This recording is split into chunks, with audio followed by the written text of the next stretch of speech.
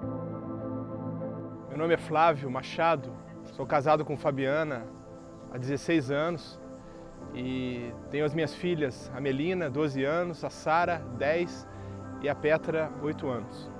Eu me converti aos 17 anos e o que sempre me chamou muita atenção na minha conversão foi o fato de Jesus ter dito para Pedro: eu farei de ti um pescador de homens. Aquilo sempre marcou minha vida, né?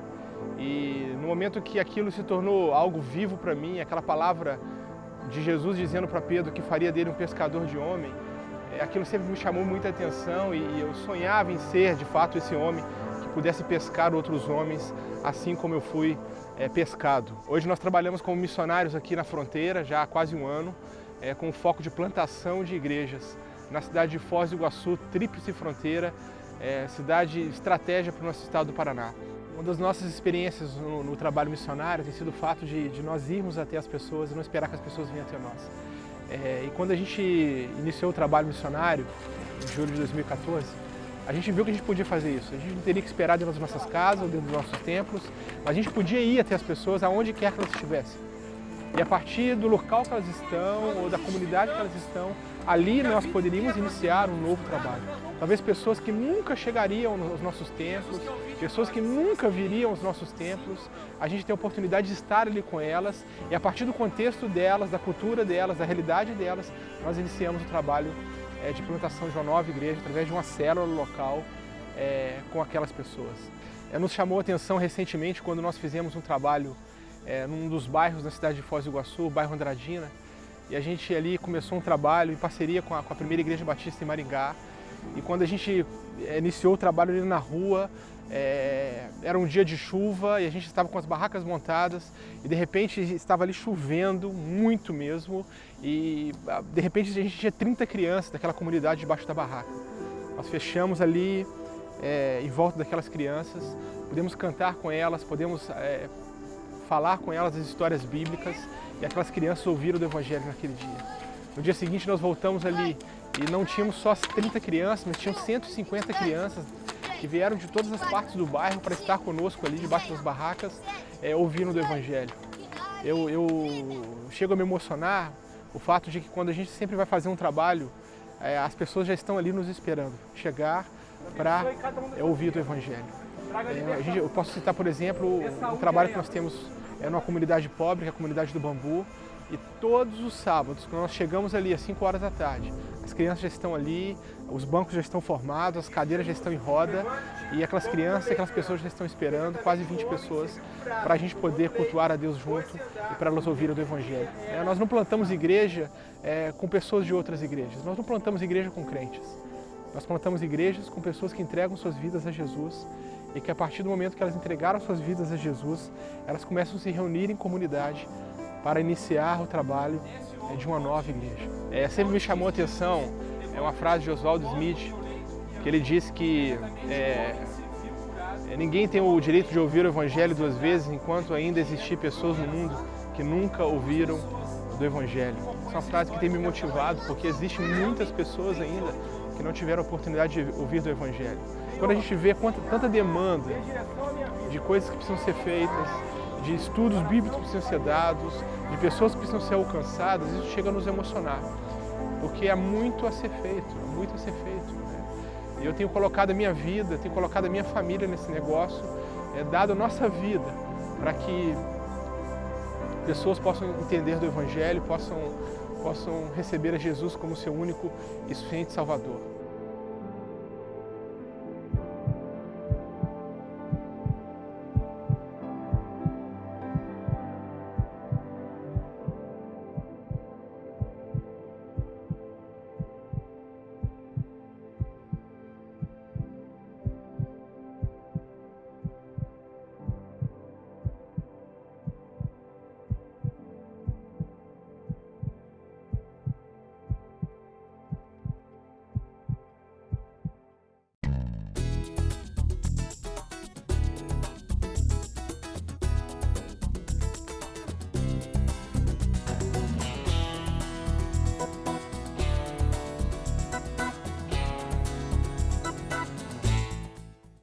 Olá, estamos começando mais um programa Juntos, um programa de entrevista que tem como objetivo levar até você um conteúdo relevante para o seu dia a dia.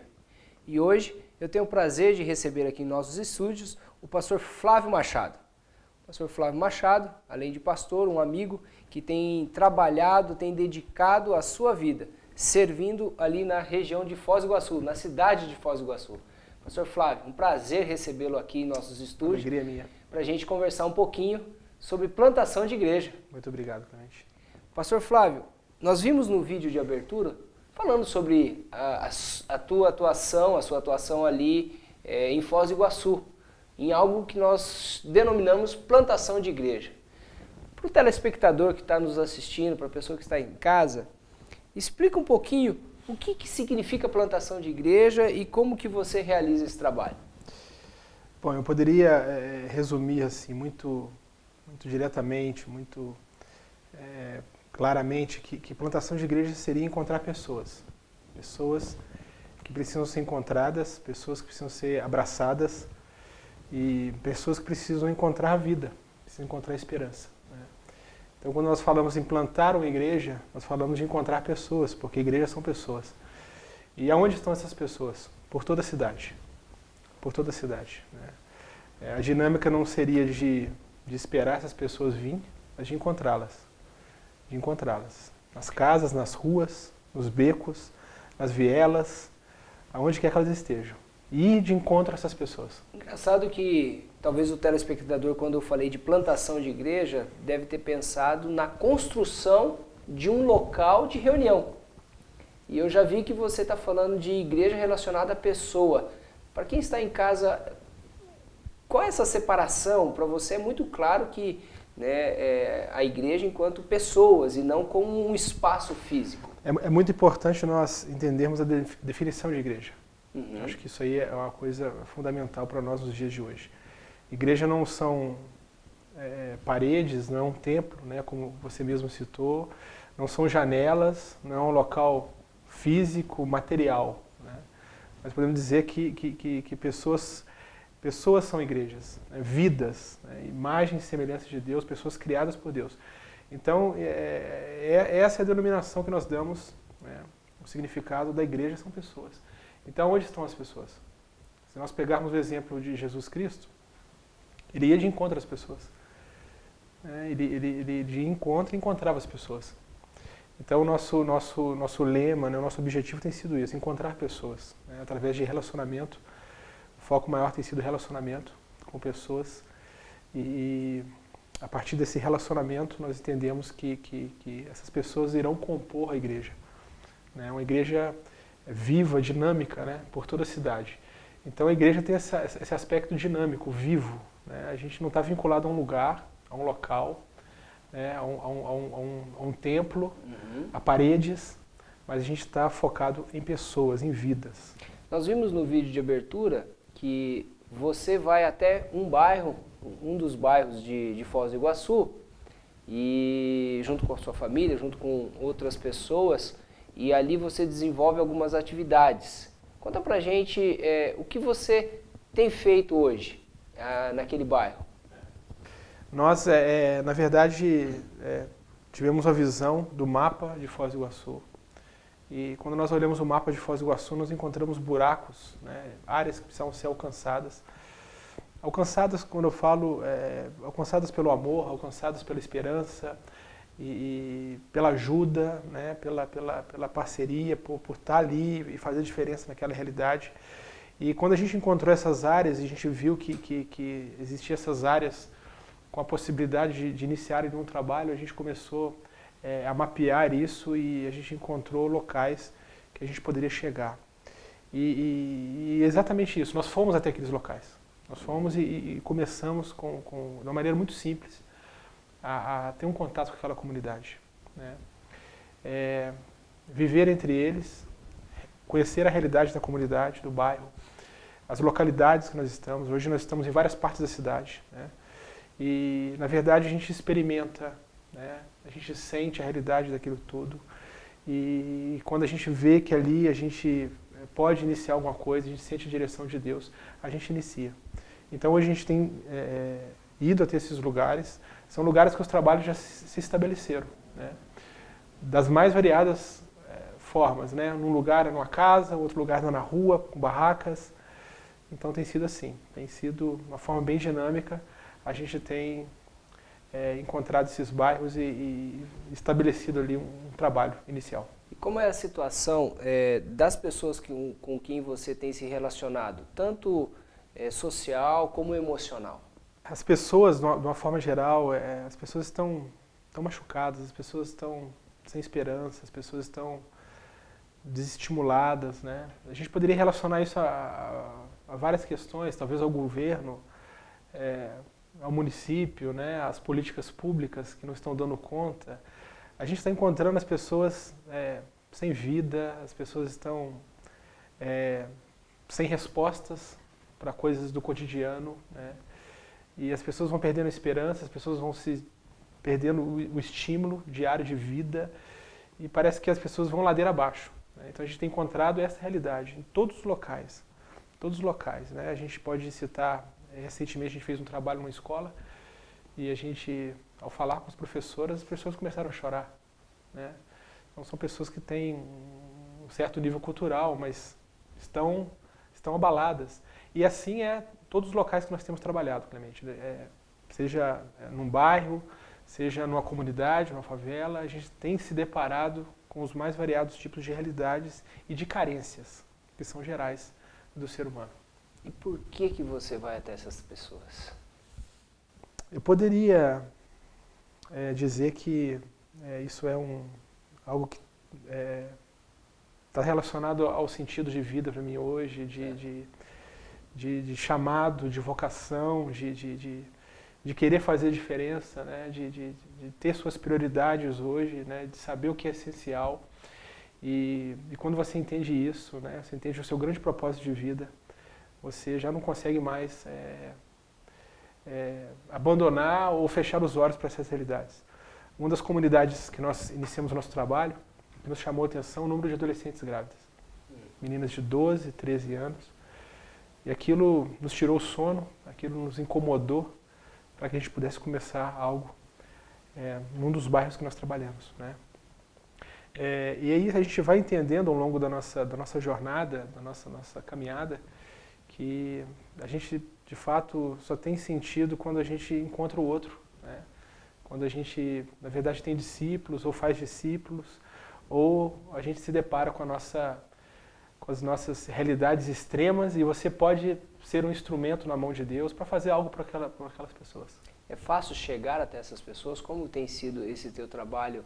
Porque você mapeou, você identificou alguns bairros, algumas regiões, mas talvez não seja tão fácil.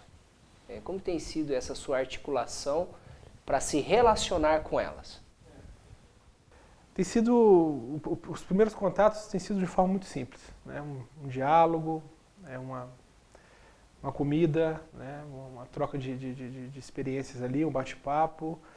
E aos poucos, né, você vai construindo os seus relacionamentos ali. Mas o primeiro contato de fato ir, você conhecer, você querer estar ali sem interesse algum, só por fato de querer conhecer as pessoas e aprender com aquelas pessoas, saber dos seus potenciais, porque muitas vezes elas não sabem, mas elas têm os seus potenciais. E a gente quer estar ali, né, no meio delas e conhecer elas, conhecer pessoas. E às vezes a gente encontra pessoas que estão dispostas a abrir a sua casa, e às vezes não, né? E às vezes existem barreiras a serem vencidas, né? E portas a serem derrubadas e que precisam ser derrubadas, né? E a gente, de certa forma, estabelece. Em Foz do Iguaçu, eu acredito que isso, de uma maneira geral no Brasil, há muita liberdade de você iniciar um trabalho, seja social, seja um trabalho evangélico, seja um trabalho da forma que eu estou fazendo, de plantar uma igreja, de conhecer pessoas, né? De se relacionar com essas pessoas e serem abençoados por elas e abençoar a vida delas. Há muita liberdade em andar pelas ruas, né? Coisas que eu já não pude ver em outros países que eu visitei. Então, Foz do Iguaçu tem essa característica da liberdade, de você ir e estabelecer um trabalho, de iniciar um trabalho. Quais são as principais atividades que você desenvolve hoje na realização desse trabalho de plantação de igreja? Você chega no bairro, normalmente você começa por onde, o que você faz? Bem assim, de forma prática, para o telespectador que está nos assistindo entender qual tem sido o seu trabalho na essência. Hoje o trabalho ele se dá num sentido integral, né? Espiritual, físico, humano. A gente precisa trazer uma resposta no que diz respeito a tudo para a vida do ser humano, né? A gente começa num contato com o objetivo de falar do Evangelho, né? De falar de Jesus, né? E das possibilidades que Jesus traz para nós de transformação de vida. Mas ao longo da estrada, né, cada vez que a gente vai se relacionando mais com a comunidade, a gente vai descobrindo novas situações que você precisa dar uma resposta. E tem um dos bairros que nós trabalhamos, a gente faz um trabalho com crianças, né, uma média de 40 a 50 crianças, mais ou menos. A gente faz trabalho com barracas na rua. E a gente sabia que com o passar do tempo, as crianças nos levariam a ter seus pais, né? Então hoje a gente já começa a conhecer os pais. E quando a gente começou a conhecer os pais, a gente começou a visitar as casas dos pais, né? E recentemente, agora uns 2 ou 3 domingos atrás, citando um exemplo, né? Do que você me perguntou, Clemente, uma mãe me ligou e ela falou comigo assim: pastor, eu estou desesperada. E eu disse para ela assim: o que está acontecendo? Falou: pastor, eu não sei nem como falar. E ela me disse assim: eu não sei nem como colocar a situação, nem sei como falar. Eu falei: o que está acontecendo, querida? Fala para mim. Ela falou: pastor, eu já desconfiava, porque eu havia visto papel queimado pela casa, mas eu não tinha certeza, né? Algumas semanas eu tenho visto papel queimado pela casa. E hoje eu descobri droga no armário do meu filho. E essa criança tem 8 anos de idade. 8 anos. 8 anos. É uma criança que frequenta o trabalho, né, que participa do trabalho. A gente ficou de início chocado, né? Aquilo foi como uma bomba, né, que caiu no nosso colo ali. A gente ficou chocado e a gente entendeu que a gente precisava fazer alguma coisa, né, trazer uma resposta para aquela realidade. A desconfiança é que possivelmente exista um traficante no bairro, né, que talvez esteja tentando viciar as crianças para criar uma clientela. E a gente pensou em várias possibilidades. A primeira ação prática em relação a isso, porque a gente precisa dar uma resposta, porque a gente não pode ouvir isso e ficar passivo, né, e sem tomar uma atitude, foi ir à escola dessa criança. Conversar com a diretora, apresentar para ela o trabalho que nós realizamos na rua, com várias crianças que estudam nessa escola municipal. Nós solicitamos à diretora que a gente pudesse ir na sala, trazendo uma palavra de conscientização da droga, do perigo, do risco da droga. E nós também oramos com essas crianças, né? Nós falamos do Evangelho para essas crianças, nós entregamos um gibi com a historinha, né? Um gibizinho com a história de Jesus também, na mão de cada uma das crianças, né? Então foi uma ação prática. Então isso vai surgindo, né, realmente, ao longo do nosso contato com essas pessoas, né, pensando na linha da missão integral, né, que é o Evangelho todo para o homem todo em todos os lugares. E esse homem todo, ele tem várias carências. Você precisa dar uma resposta para aquelas carências, né. Hoje nós temos crianças que fazem refeição uma vez por dia, e quando a gente faz um trabalho, a gente entende que o lanche, né, que um cachorro-quente, que um copo de arroz doce, ou que um bolo, ou que uma cueca virada, isso vai fazer diferença. Então a gente dá o lanche também para essas crianças, né. E essas crianças, que é um dos trabalhos que nós realizamos, têm sido amigas, a gente tem se relacionado, né. E a gente vai uma vez por semana, mas outro dia a gente ouviu uma criança que disse para nós: por que vocês não vêm todo dia? Por ser uma comunidade abandonada, né, pelas políticas públicas. Não há uma pracinha, não há um esporte, não há nada para que essas crianças façam. Então o tempo ocioso faz com que elas caiam num ciclo de coisas erradas, né? É a gravidez, é o vício, é a droga, porque não tem nada para que elas fazem. Essa criança que se envolveu com droga, por exemplo, foi uma família com 3 crianças, a mãe tem que trabalhar em 2 empregos para sustentar a casa, as crianças ficam sozinhas o dia inteiro, e o pai já abandonou há muito tempo. E teria hoje, eu sei que você está aí há mais de um ano trabalhando com esse projeto ali na comunidade. Já tem colhido frutos, se assim posso chamar? Já tem percebido mudança na vida tanto de famílias como de crianças? Como tem sido resultados desse teu trabalho? A gente acredita que aonde o Evangelho chega, né, ele gera transformação. Correto. A gente viu, por exemplo, uma situação assim, bem rápida, bem prática, um exemplo de mulheres que estavam com a pressão muito alta, mulheres novas. E a gente não entendia por que aquelas mulheres estavam com a pressão alta. Né? Chamamos uma nutricionista na comunidade, no bairro, e um certo dia ela deu uma palestra para essas mulheres para falar sobre alimentação. Né? E nós descobrimos que as mulheres estavam comendo aquilo que é mais barato. Né? Linguiça, salsicha, coisa que tem muito sódio, muito sal. Às vezes se alimentando com muito tempero, colocando sazon na pipoca, essa coisa toda. E a gente trouxe uma informação, né, um conhecimento para aquelas pessoas que elas deveriam se alimentar de uma forma diferente. E oferecendo até opções que também estavam dentro da realidade delas como uma alternativa. A nutricionista, né? falou comer um arroz, comer uma salada, comer uma carne grelhada. Uma salada que é barato, um arroz branco. E essas mulheres não tinham essa informação. Então uma simples ação de você levar uma informação já pode mudar uma realidade. Você cita uma das filhas, né, que contraiu dengue e tudo mais, por estar participando junto contigo. E no vídeo a gente percebe que sua esposa e as suas filhas são a sua equipe, participam da sua equipe de trabalho. Sim. Por que a sua família envolvida nisso?